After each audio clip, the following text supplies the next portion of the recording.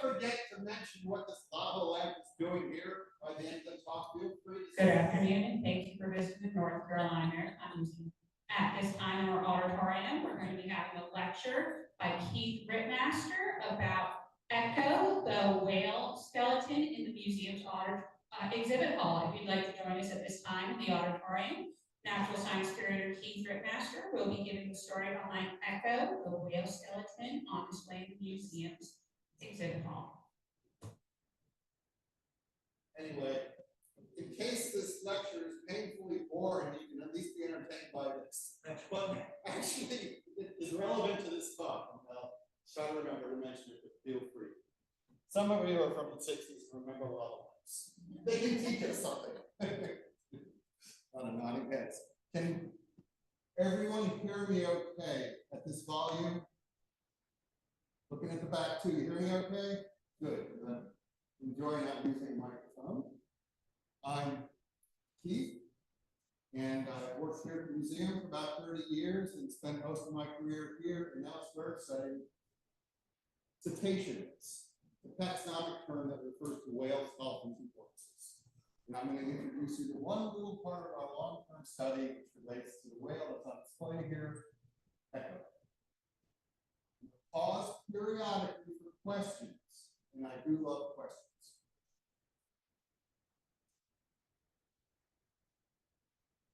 Okay. See? You're a witness, Christine. This worked a second ago. So it's for. We're going to try now.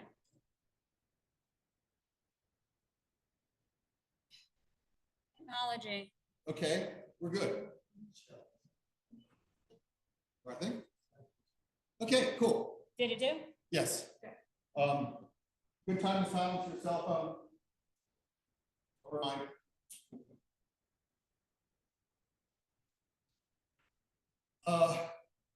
For about the last 30 or 35 years, my wife and I and veterinarians and volunteers have been in the North Carolina Marine Mammal Stranding Network.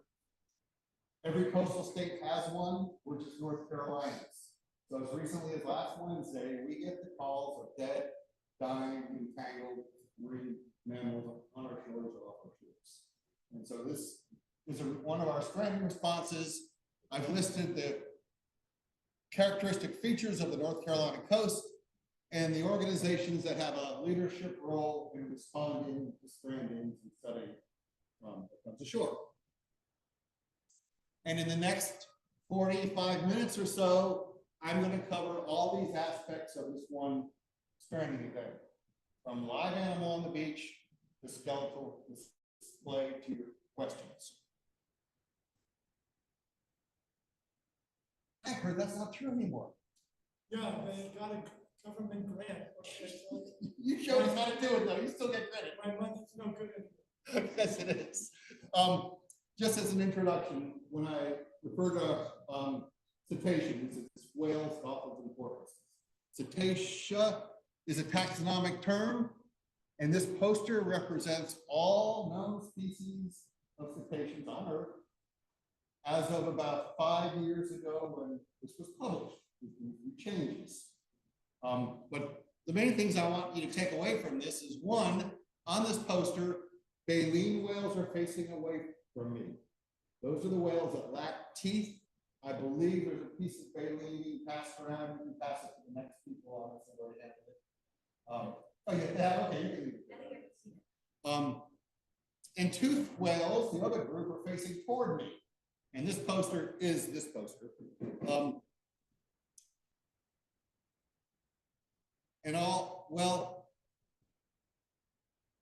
Those are all the species we've documented in North Carolina.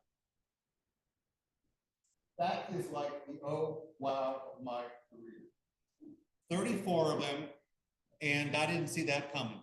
We have incredible diversity. That is the only one I'm going to talk about today. Sperm whale, the largest of the toothed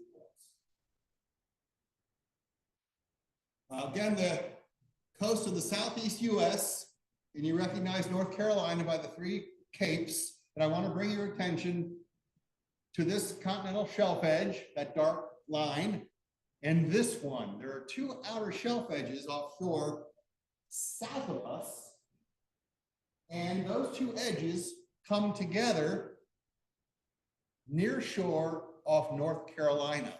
And those characteristics, I think, contribute to our diversity because each shelf edge hosts unique species that we're learning about. The next slide is going to be same land, same water, sea surface temperature. I grabbed off the NOAA website 2 days ago. Orange is hot, all the way to cool. You've seen this on the news, I think. And this is the characteristic Gulf Stream that flows northward, that brings warm water up to us, and the Gulf is still hot. And this is a Labrador Current extension that brings cool water down. And as of 2 days ago, our coastal area is cooling off. Someone's going to scold me for saying but that's hurricane insurance for us when the water cools. But I just want to bring that to your attention because we get some cool water species here and some warm water species here, and I think that contributes to our diversity. Sperm whales. In general, there are always exceptions, but in general, females and young are restricted to 40-ish degrees south and 40-ish degrees north. Adult males are here too, and young males. But it's only the adult males that roam closer to the poles. Just wanted to introduce you to the range characteristics of sperm whales. So if a sperm whale came ashore in New York, I could say with pretty good confidence that it's a male because it's out of the range where we typically see females and young. And that's where we are. So we see off North Carolina, I'm pleased to tell you, sperm whales. You won't see one close to the beach healthy. But if you go 20 miles offshore, you're very likely to see them. And if you don't see them, and you have a hydrophone, of course, you all have these hydrophones in your pockets. So put an underwater microphone in the water. We always hear them. Day, night, summer, winter, weekend, holiday. They're there. Really deep divers.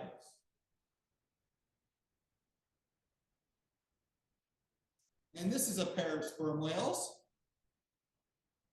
A mom and a newborn. That's mom's dorsal fin.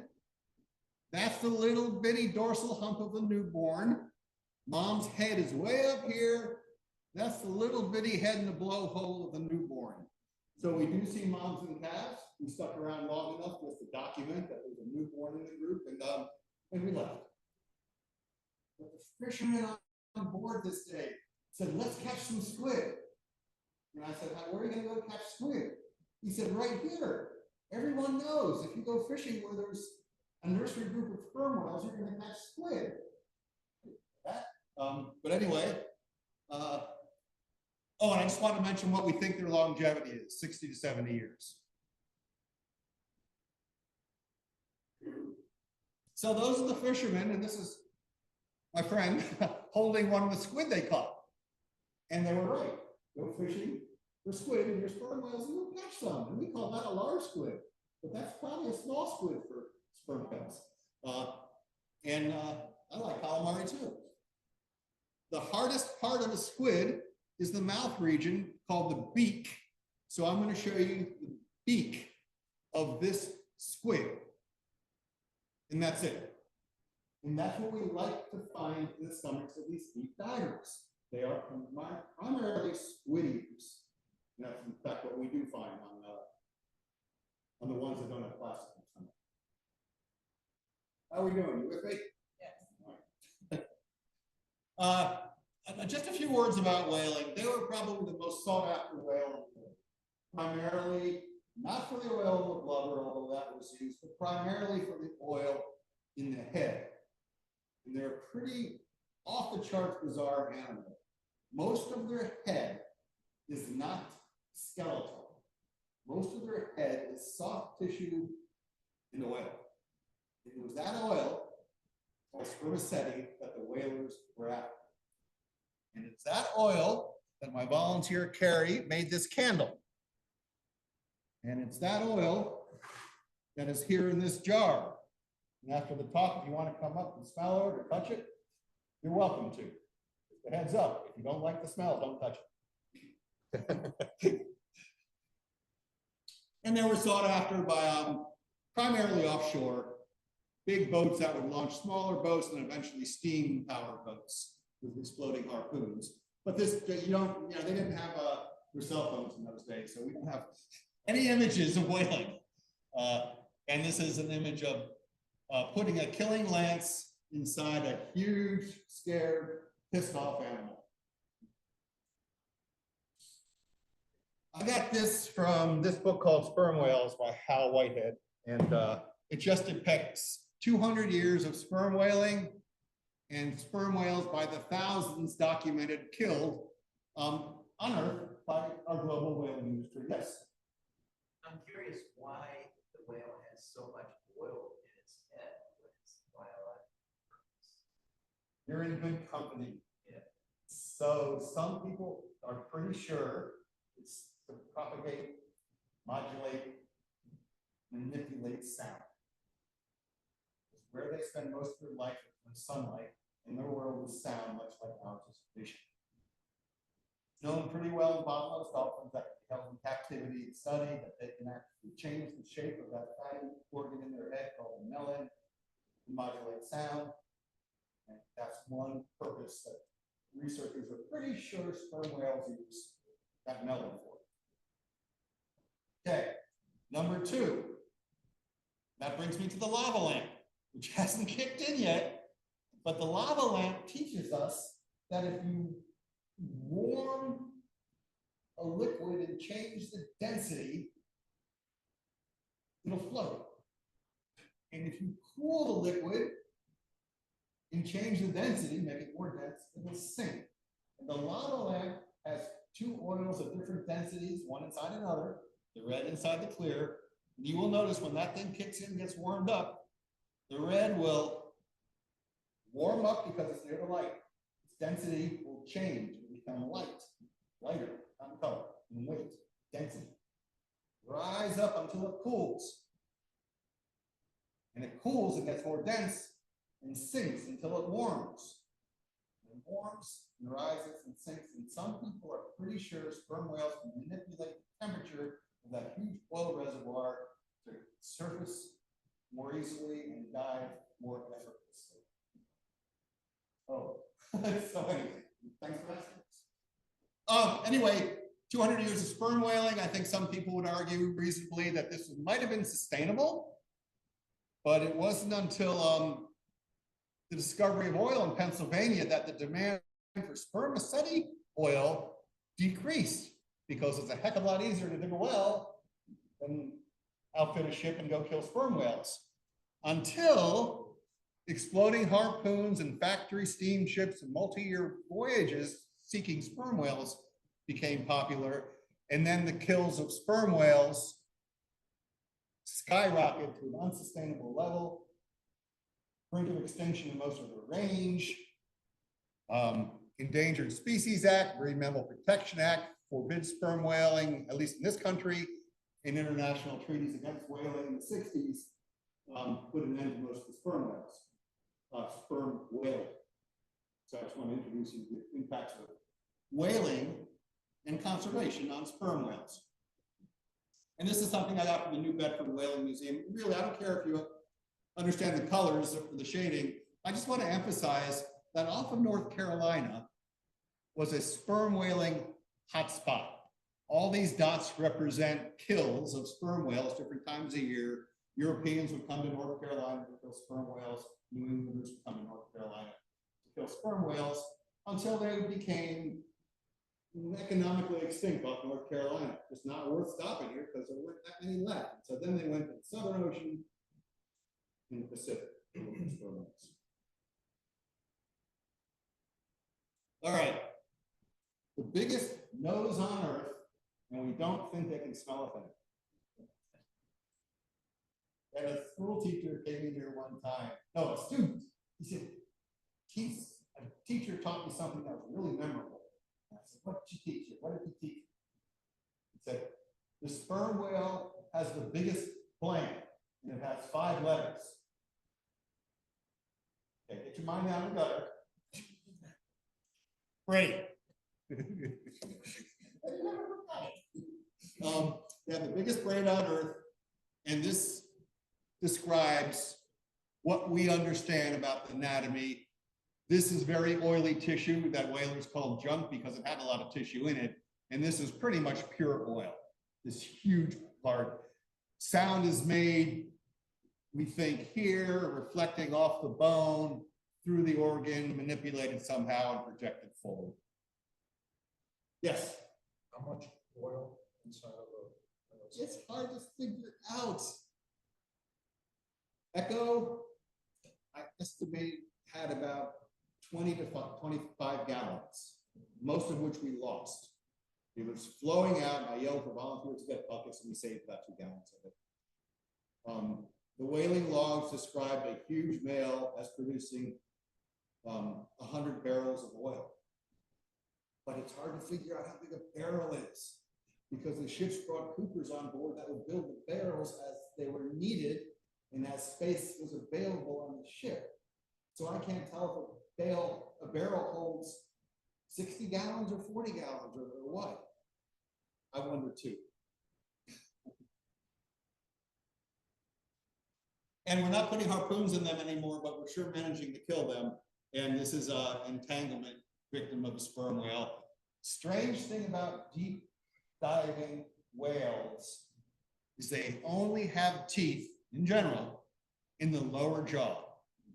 They lack teeth in the upper jaw. Huh?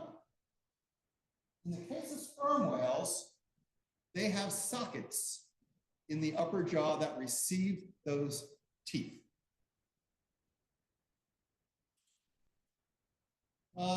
This was a victim of debris consumption.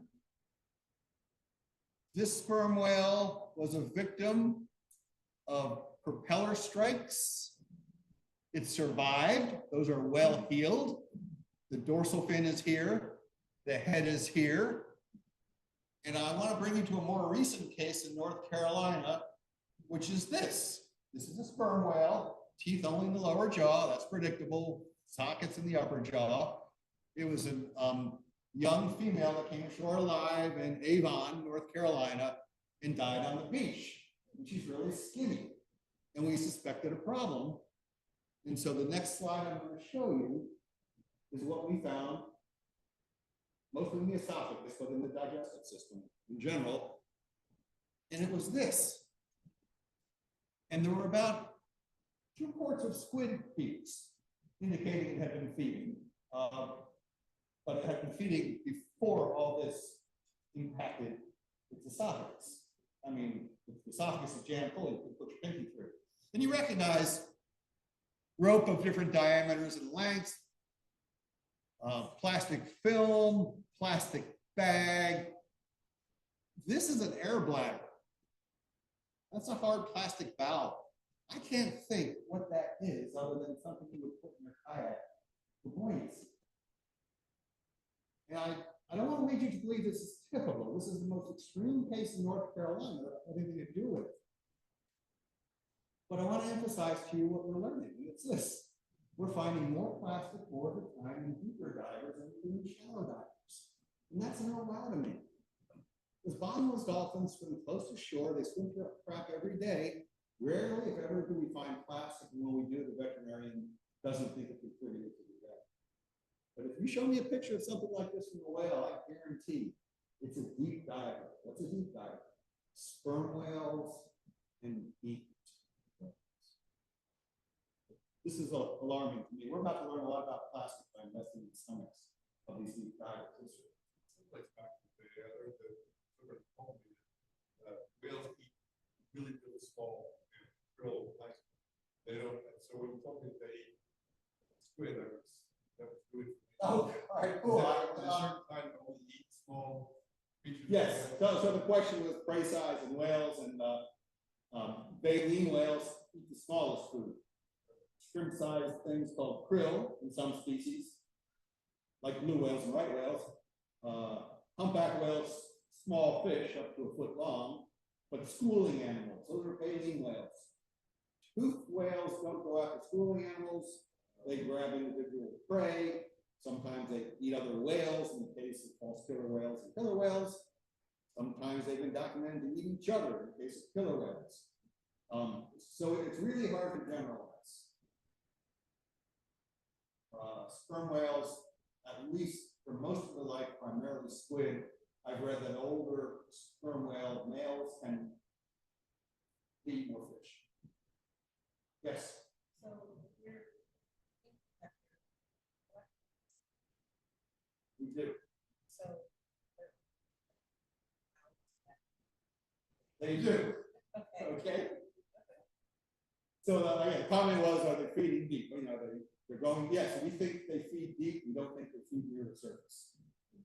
And terrific research is being done at Duke Marine Lab to try to figure out whether the deep divers are targeting this as food, not because it looks like food, because it reflects sound like food. Or are they targeting the prey items that gather around plastic and incidentally taking the plastic when they really just want the prey items? We have a lot to learn. Okay. Gonna bring it home. We are right there at the Maritime Museum in Beaufort, and I'm going to take you to that square at Cape Lookout, the southern tip of Cape Lookout National Seashore, the southern tip of South Port Banks. And right there, I got a call on a cold January day from the Park Service that a fisherman reported a live sperm whale on the beach. And by the time we got there, it had just died, very fresh dead. And we do what's called a necropsy, which is an autopsy in a non-human, to study it, to figure out what's normal, what's abnormal, if we can figure out a cause of death. And again, teeth only in the lower jaw. This is not the brain. This is not the cranium. This is not skeletal. This huge bulge is the spermaceti organ, where all the oil is. Another picture of it.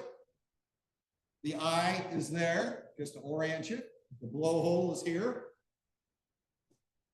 Good shot of the blowhole. Local naturalist Marion Sutton helped with the stranding response. And Annie is pulling a tooth out. We wanted to collect all the teeth to make sure they didn't enter a black market for endangered species parts, which people will steal them, cut the jaws off, and we didn't want that to happen. But we can also learn something interesting from studying a tooth, and that's an age estimate. So that tooth, I cut on a fancy saw, that is the tooth. Before I cut it, I made a silicone mold of it. This is the silicone mold. Cut the tooth, polished the cut surface, etched it with acid, stained it with ink, and I want to bring your attention to those lines because we think each line corresponds with a year of growth, enabling us to estimate that this 33.5-foot male sperm whale was 15 years old, or approximately that, when it came ashore at Cape Lookout and died. Like rain signature. And this is the necropsy team. A couple of gory photos coming up. Heads up. Because these people dig into every organ, every type of tissue to try to learn so much stuff. You know, the intestines, and they're taking tissue samples, and Paul's going for the heart. Bruce is cutting off a flipper. That'll be an important part of the story. Paul is trying to get the heart while John holds the ribs out of the way. And I'm screaming back there because I'm so excited because I finally saw something I've never seen before, spermaceti. And it was flowing. Oh, that's the heart.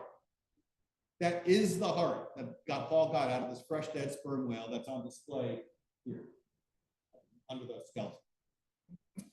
And that's the spermaceti flowing out of the head onto the ground. Ginger ale colored, but as soon as it hit the cold Cape Lookout February air, it turned to a white wax. This is why I couldn't estimate it, because it was flowing out. I just, we collected a little bit of it. But here's an interesting fact. We're the only country that calls them sperm whales. Other countries, Catadon, Bisoner, Blockhead, lots of other names, but it was American whalers that thought that this was reproductive sperm. Never mind that it was in females and in males. Never mind it was nowhere near the genital region, just in the head. That's the genesis of sperm whales. And I collected several gallons of it. That's it right there. Valuable for lighting, lubrication, heating. Lighting. And many other things.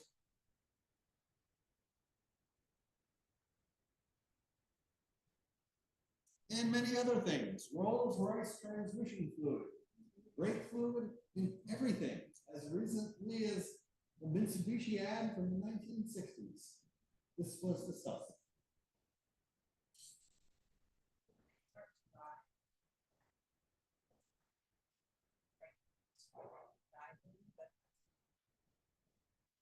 The question is, as they start to dive, is because they can't regulate diving, is that way they come ashore? And the short answer is we don't know.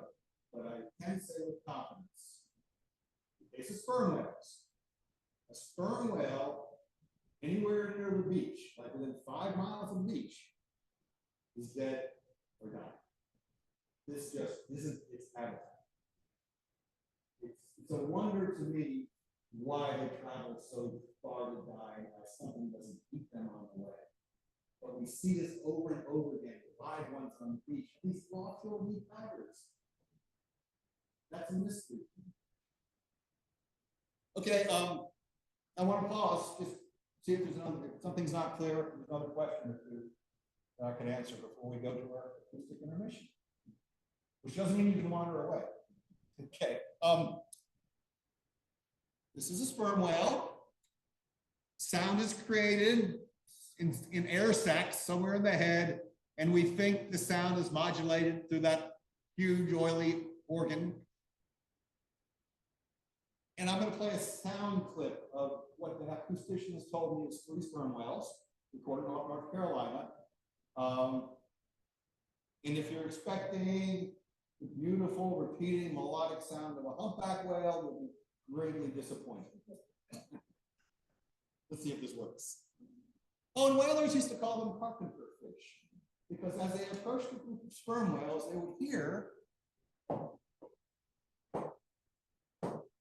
and it sounded like getting a nail on the head. And so they call these carpenter fish. But of course, you all know now they're males.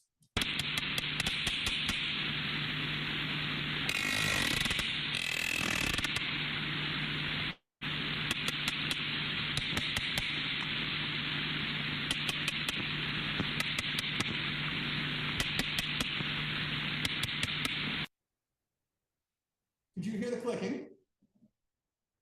We don't know what they're saying, but we think it's really important. And you can predictably find sperm whales when you hear that. Through a hydrophone. Rarely, if ever, will that sound leave water and enter our ears. Rare. This is the stomach contents of Echo. There are squid beaks. Plastic or ingesting trash had nothing to do with its cause of death. We don't know the cause of death. Parasitic nematode worms are very predictable and normal. So that wasn't a red flag. And the squid beaks, super interesting. Well, in a geeky kind of way, but Ryan and Michelle came to a talk here at the Maritime Museum where I held up the stomach contents there from UNC Wilmington, and they said, their eyes are not big, and it's teeth. Can we analyze that for you? That. And I didn't know what that meant. And they said, we want to figure out what species is represented in the stomach of the whale. So they spent months, and I was pretty sure I would never see it again or hear any results. And they called me up months later and said, Keith, we have our inventory for you.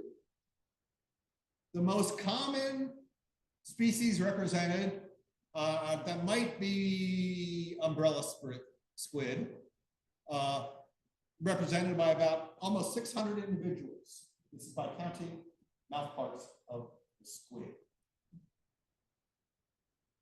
19 different species of squid were represented and 1 species of octopus in the stomach of our sperm whale. 2 of those squid species have never been documented in the North Atlantic Ocean before. We have a lot to learn. And the stomachs of these sea divers are teaching us. Hyoid bones out of the still warm, fresh dead whale during the necropsy. Your hyoid bones, it's that top hard thing in your throat, important for speech and swallowing. They have huge hyoid bones. Lunchtime.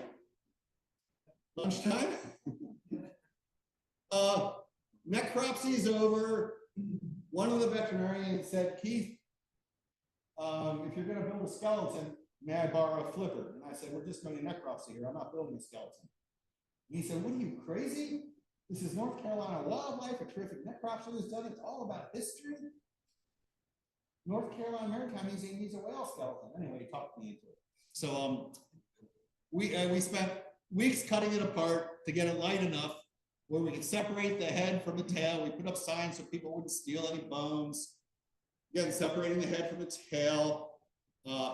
And the Park Service loaned me their backhoe.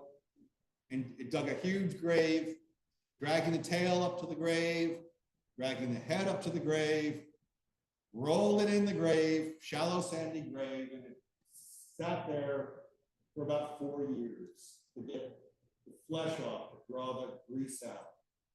I couldn't think of a better way. We lined the grave with hardware cloths, so we wouldn't lose any little bones. That seemed to work. 4 years later, big team of volunteers helped me dig them up. Uh-oh, getting stinky. Jim just put a mask on. And at the end of the day, those are the bones we exhumed. We didn't get the whole thing that day. These are the bones of a flipper. That's the atlas axis bone that connects the vertebrae to the skull, some of the ribs, shoulder blade, sternum.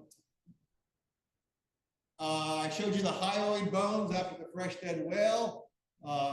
Luckily, this is not a scratch and sniff presentation. They were pretty stinky, but coming out of the grave, they weren't very stinky at all, and they were very clean. The method worked beautifully.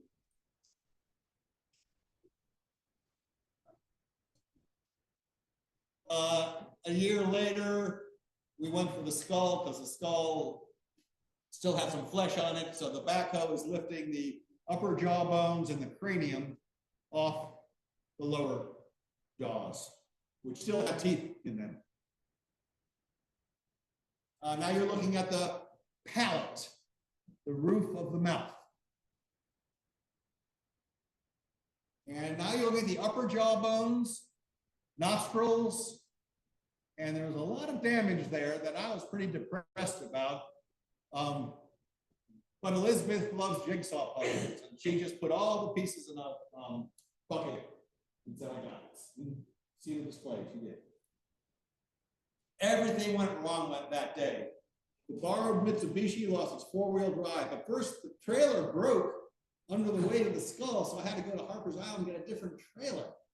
And then the Mitsubishi broke, so the backhoe had to tow the broken Mitsubishi with the new trailer to the old Coast Guard dock at Cape Lookout. You might know, and if it's this bad at Cape Lookout, it's a bad time. It's blowing in North Gale, but the Park Service came out with their boat and a crane, and they lifted the skull and the trailer on there, and we dug a big grave at the Maritime Museum's Gallup Channel property to do what's called maceration. It's basically using gut bacteria to get the remaining flesh off the skull, flesh that we couldn't get out. So we placed the skull in the pond that we dug, introduced water through a hose and about 20 gallons of fresh manure. And it stunk through about 8 hot summer months. And there it is. We will visit the skull again. Meanwhile, I was advised, if you're going to build a sperm whale skeleton, don't put the original teeth in the display. I said, why not? I'm so proud. I have them all. We know exactly which socket they belong in. And he said, because people will try to steal them because they're very funny. So we made replicas. We made silicone molds. This is an example. And Adrian and Angela poured casting resin in each mold, one mold for each tooth, because every tooth was different. And Adrian is pulling the tooth out of a mold after about 10 minutes. The resin turns hard. Bingo, that's it. So exciting. It looks real. And this was Angela's final project for her Barton College biology degree. And those are the teeth that are installed in the exhibit here. They've been painted. Meanwhile, while the skull was in the pond, we inventoried and weighed all the rest of the bones, and that's what's here.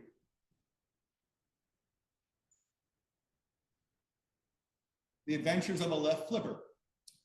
So the veterinarian who talked me into doing the display took the left flipper, and he had access to a big x-ray machine because he wanted to x-ray it, because he said, Keith, every sperm whale skeleton on Earth is wrong. They're reflected with 6 digits or 4 digits, never with 5 digits. I don't know why. Let's see what it looks like.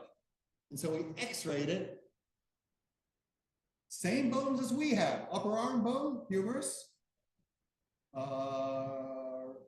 Radius, ulna, 1, 2, 3, 4, 5 digits. And this is an arm of a human, an adolescent human. What's that? A ring, of course. What's this?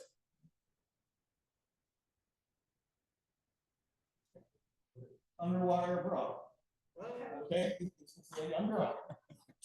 Anyway, so the McCutcheons literally put the original bones on a piece of plexiglass on the x-ray so that we knew we got the flippers right. Not many people on Earth would care, but we do.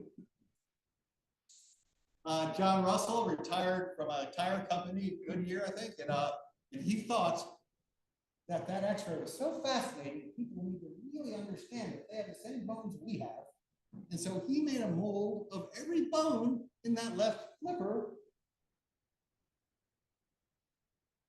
And this is the left ulna. The perspective's different, so this looks bigger, but they're the same size. I mean, that's a piece of plastic, and that's the original. Terrific replicas these molds made. And his result is that, which is literally this. And if you presented that to me, I couldn't tell you if it was bone or plastic. I mean, it really makes a great replica. Thank you, John. And for the building the skeleton, we didn't have a place to do it. We just plain didn't. You know, I kind of stepped off into this project without having everything planned. So a bunch of volunteers got together and built a building they called Bonehenge on Bruce McCutcheon's property, Northway Farm Road, about 3 miles. Here's the fish swims. This is day 1. Day 2, everything about this. Day 3, custom made. Do nothing but put a sperm whale skeleton together. Roof, my roofing divas. Day 6, painting it. Day 7, pouring the concrete. Day 8, installing the barn doors. A heavy central beam and reinforced so we can hang the whale, do a test hanging here. While we were building it, I sent all the bones to the NC State University College of Veterinary Medicine to have them treated in the trichloroethylene vapor degreaser because whale bones are really greasy. And this is a small museum. Not everyone shared my enthusiasm about whale anatomy, and if I put a stinking, dripping whale in here, it wouldn't have been popular. So we did a lot of effort to make sure these bones didn't stink. After the degreasing, we did a 6-day soak in hydrogen peroxide to kill bacteria, and it just disinfect the bones in general. And it makes them a little lighter. John Worcester, a local carpenter, built a rack so that we could keep them organized, and we dried them really well. And then volunteers coated every part of every bone with diluted jade 403 bookbinding glue. Librarians swear by it, and I've never heard of anyone doing this, but we did a little experiment. It doesn't delaminate, doesn't harden, it doesn't yellow over time. And asking in 100 years, it was a good idea. But so far, it's really working. And the bones aren't turning chalky, and I think this is why. They're all coated. Josh, the vertebrae are mounted. This is what you don't see in the exhibit, on a steel pipe. But they would get out of orientation.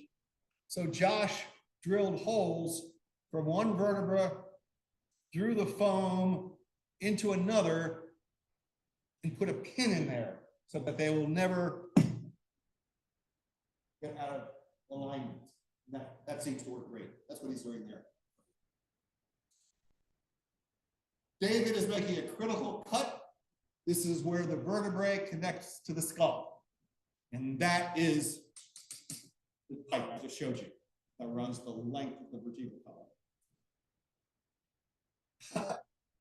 Gloria is a speech therapist in Morehead City, Gloria Moyer, and she was so fascinated about the hyoids, and I've shown you these hyoids, bloody, out of the grave, and she wanted to work on whale hyoids. So she came in every other day for a couple of weeks to put the hyoids together. They literally are between the lower jaws. You'll see them. She did fabulous work. And it's relevant that she's a speech therapist because she understood what a hyoid was much better than I did. So thank you, Gloria. A local artistic welder, Dennis, built the rib cage armature that you can see in the exhibit. Mary is painting the diluted jade 403 bookbinding glue on the bottom of the skull. Karen Hatman, an artist, painted every tooth, not just tooth color, but to look like the original. And she spent a lot of time doing that and putting the final touches on each of the two pectoral fins, which is what she's doing here. And this is really a community barn raising in lots of ways, way more ways than just building that pole barn. And we had a parade downtown, brought the entire skeleton in pieces in the back of a truck and on a trailer. And these are some of the volunteers that helped take it out of the truck, bring it into the Maritime Museum with all the fake teeth in the real jaws. We weighed every component before we put it up to try to understand what the entire exhibit would weigh.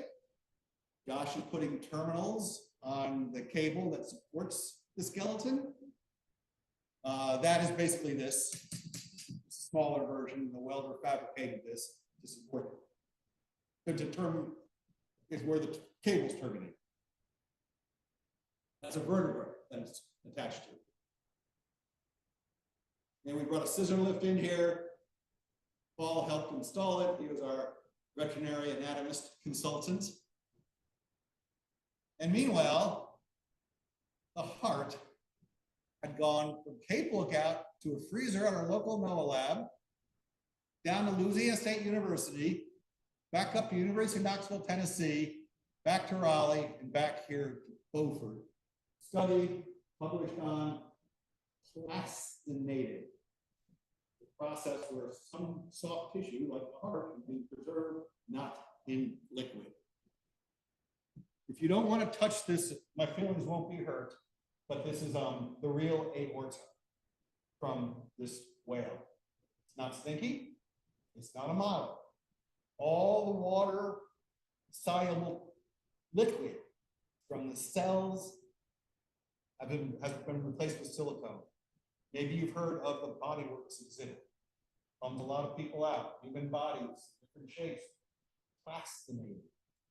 Same people, same technique that did Bodyworks, plastinated this sperm whale heart at no cost, donated, volunteered so it could be displayed.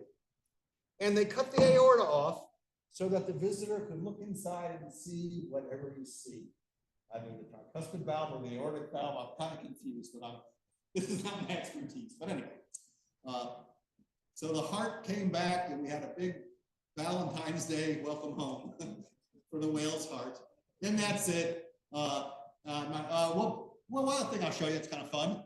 You might have heard the expression, tugged at my heartstrings. Well, there's really an anatomical basis for that. Our hearts and whale hearts have tendons in the ventricles, heartstrings in us, heart cables in a whale. And so this aorta was literally cut off right there.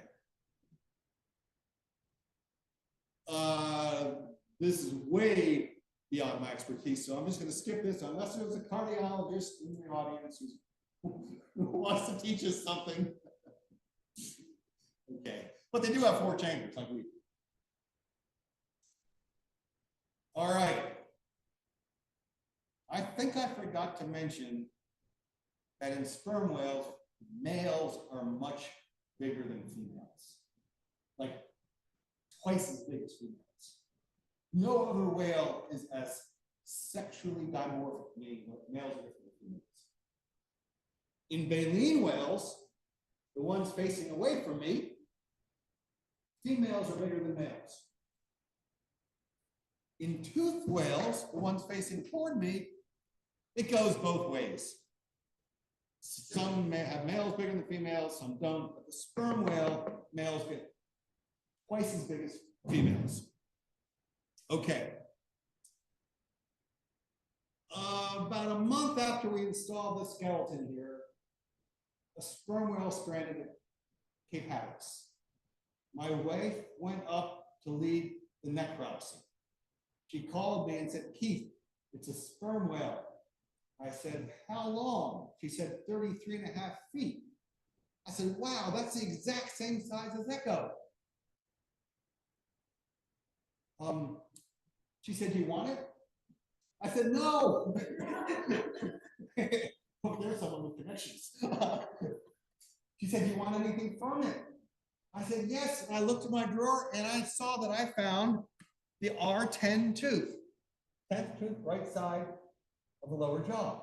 I said, can you get me the R10 tooth? I said, yes. And so she brought me the R10 tooth. Now, no, you've been here before. I'm not going to pick on you. So, this is a tooth.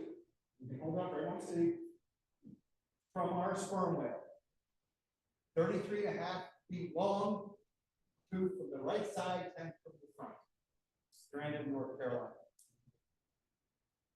Hold this one. This is a tooth from this whale. Same length, same species, same position in the jaw.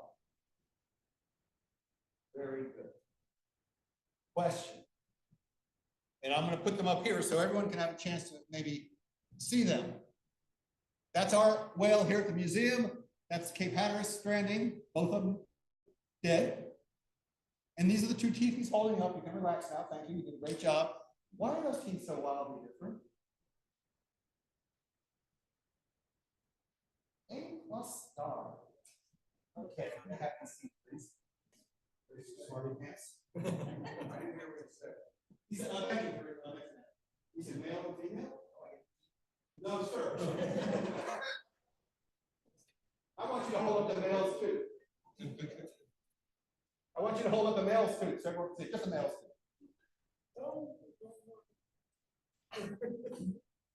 Wow, anyone agree with him besides him? Mark? Like, but, all right, so anyone hold up the big one? Who thinks that's a male's tooth? Does anyone agree or disagree? I'm no way off the deep end here, but I just want to emphasize, no, it's the female's tooth. Because at 33.5 feet, a female will be an old lady. Careful where I look. It's eroded, it's filled in, and that tooth, even though it was a 33.5 foot whale, came from a very old whale. Where the other tooth from the same species, same size, same place in the jaw, has to be a male because it's an adolescent. There's no wear, it's hollow, and you can pass those around. I just think it's fun to be able to demonstrate that with real material.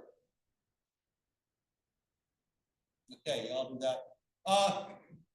We led a fundraiser. And my volunteer said, Keith, come up with a budget. And to do that well, I came up with about a $50,000 budget, hiring assistants, materials for building, and so on, hiring a welder. And they said, Keith, how many bones does it have? And I said, I don't know. Why? They said, because we're going to fund this by selling bones. And I said, you can't. It's an endangered species. You can't sell anything. Said, no, people are going to sponsor bones. And I said, yeah, right. You're going to pay money and get nothing. That'll never work. And it worked. And I counted how many bones are in this whale. And they said, assign a dollar value for each bone until you get 50,000. And I assigned a dollar value, $200 for each of 40 teeth. Let's see, the cranium, $5,000, just one of those. And they put it on the web. And the first bone that gets sponsored the day it was launched was the $5,000 cranium from a guy in Florida I didn't even know. We were off and running. And they raised $50,000 to do this. Like people like you and I, just want to support something. Shout out to all the volunteers who helped make this work, colleagues, co-workers, and the organizations that they represent. It was really a huge community effort, which I'm honored to be part of. Shout out to anyone who has a Protect Wild Dolphins license plate on your car if you're a North Carolina driver. This is the only source of funding we have that we can count on for our stranding network. It also makes you look younger, sexier, your car will go faster, it will last longer. Consider that. And the Bonehenge Whale Center was another project that followed that one. I just very briefly just want to introduce you to a building that many of the same volunteers built. We are here downtown Beaufort. The Bonehenge Whale Center is here at the museum's Gallant Channel property. This is the new bridge. Junior sailing, gazebo's there, classroom is there-ish. Anyway, that's where Bonehenge is, and it was a community barn raising, no government anything, no corporate anything. The same nonprofit raised $300,000, volunteers built this, and this is what it looks like today on the shores of Gallant Channel at the museum's Gallant Channel property. There's a glow-in-the-dark dolphin in the window there, and that's where we do more of this sort of work. That's the street side view. After a year of building, they put me in charge, which I'm honored to do. That sign shows you how to contact me. I get all the voice messages, the text messages, the emails, and anyone who has an interest in going in, I try to get them to go in. Sometimes college groups, middle school science classes terrify me. I desperately try to avoid them because it's more of a workshop than a museum. This is what the inside looks like. Lots of projects going on. And you survived. Thanks for your interest and great questions. I'm going to hang out one day.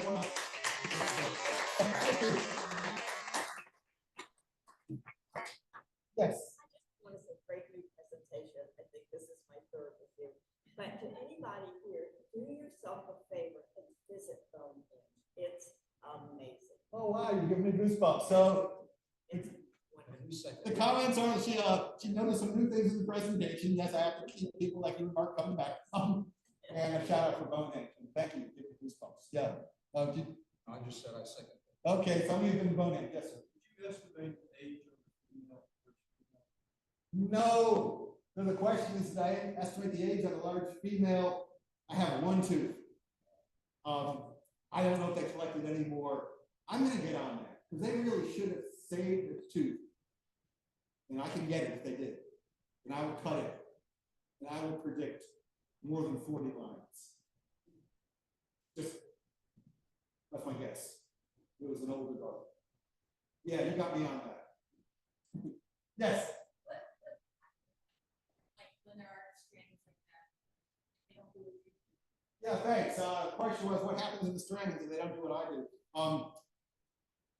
We bury the parts, we dump them offshore, or we leave them on the beach, unless it's downtown Atlantic Beach and they don't like anything stinky on their beach. beach, so they really work hard to help me bury it. But if I want to save it, why would I want to save it? Because it has an important conservation message, or it's a rare specimen that we don't know much about, and I'm more likely to save it. So in fact, on Park Service land, they'll let it decompose, or they'll bury it. If I give the public works employees at Atlantic Beach a dozen donuts in the morning, they give me access to their heavy equipment, so that helps us get the animals off the beach, or we bury parts. We're dumping them offshore sometimes. Other questions are coming. I'm not going away, so if you don't want to ask in front of everyone, I'll play. Yes. I don't know if you mentioned what material. The question was, what material is the tooth made of? Is there a dentist in the audience? So is that Enamel, dentin, and another thing that I can't remember. But it has components that we have. it looks like Okay, the comment was it looks like ivory. And I had to look this up in a dictionary. Ivory is tooth or tusk material that humans have found a use for. So the tusk is a tusk unless it's turned into artwork or canopy, then it becomes ivory. Tooth is a tooth until it's turned to artwork or a handle on a bowl, and then it becomes ivory. so all those teeth were buried that could be used for funding for some. Almost. Because they're an endangered species part, I can't own them. I can't sell them. You can't buy them. You can't own them. And that's in this country. But they're helpful to science. And so when I have a coworker and I want them to practice determining the age, we can practice on those teeth. And if someone, like a school, or someone with a permit that's open to the public and teaches, like the Trinity Center, Duke Marine Lab, CMAS, and they can have these to display them. So they're not wasted. And I did save all of them. And I give them most, transferred most of them. So when you auction off parts of this whale, what auction off the replica? No, we thought about it. The question is, when we auction to do the fundraiser, do people get a replica of what they sponsored? No. That could be done. I want you all to meet my new development director. No. We didn't do that. So people sponsored, we haven't seen each other in years. Hi. They got nothing. They got the joy of seeing their name on the associated with the exhibit. So they really didn't get anything. Nothing in hand. I'm sorry. Other question? Yes. We visited that New Bedford, really, that summer. Lucky you. Fascinating place. Good people doing great work. Thought about you the whole time. The comment was, I'm repeating these for the audience online too. Just a shout out to the New Bedford Whaling Museum. In case anyone online is from there, yeah. I collaborate often and well with that. They do good work. They're an inspiration for me. All right, well, you're welcome to wander up if you want to smell or touch spermaceti, or I actually have, I don't expect anyone to be interested in this, but this is really, it's just an alcohol, so it's not anything toxic or stinky like formalin. These are squid beaks from our whale that's on display here. These are not on display. So you can touch these if you want to say that you touched squid beak from a whale stomach, but I can tell this woman isn't going to get close to it. Anyway, sometimes I go off the geek end.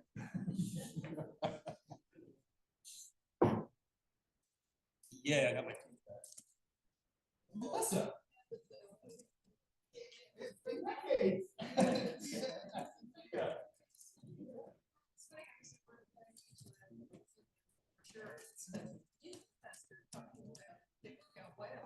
And that part of the boat. Yeah, I'm sure. Ah, okay. Some would say those really well. Yeah, But it was there for. couple weeks. Well, now you all heard about another one too. Watch the show on your show. I'm gonna fix this microphone. Like a whale tail ring.